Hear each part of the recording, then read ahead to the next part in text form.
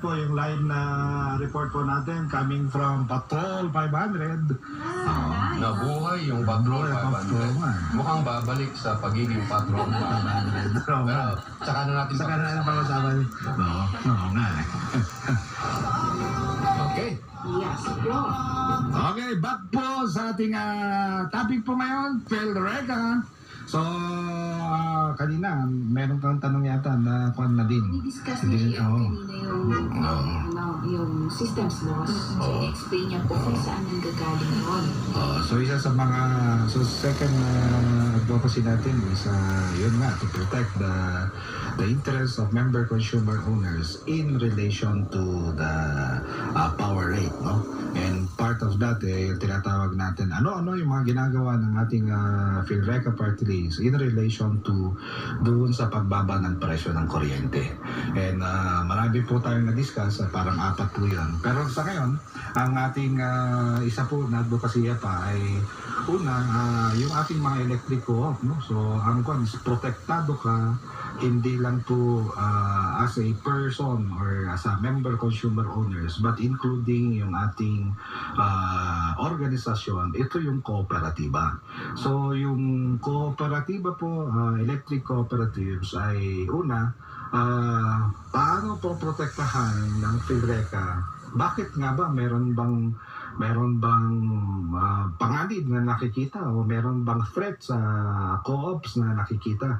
At bakit isa sa mga advokasya ng PhilReca yun? So, Sir Gian. Okay, siguro bago natin tarantanin yun, kailangan balikan natin ang history ng electric cooperatives, kung bakit nabuo, para mas maintindihan natin. Noong unang panahon, ang merong ilaw lang ay sa mga bayan-bayan na progresibo. In the case of sa atin sa Bineca, yung Baguio City lang ang merong, and then yung neighboring towns. Tapos ito po ay ang nagpapatakbo po ay mga pribadong ahensya o yung private companies na tinatawag nila noong araw.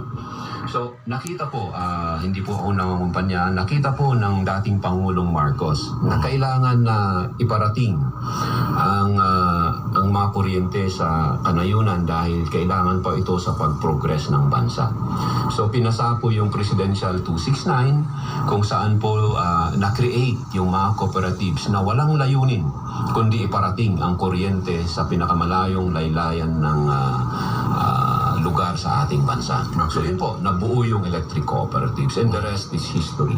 Now, 50 years after the creation of that law, nakita po nila marami ng progress ang nangyari. Okay. Kasi alam naman natin pag iparating mo ang kuryente, and progress follows. In fact, tayo nga sa Bineco, yung hindi narating ng mga kalsada, pinaparating natin. Like in Takadang, walang kalsada yan, pero pinarating natin. Mano-mano natin pinarating yung poste, linya, via tramline.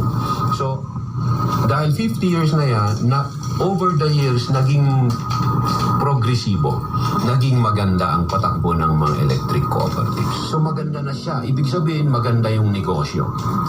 Ngayon, dahil maraming nakakakita ng mga negosyante, maganda na palang patakbuhin ang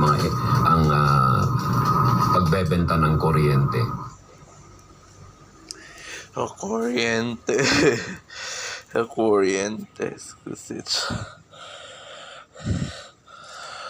Research.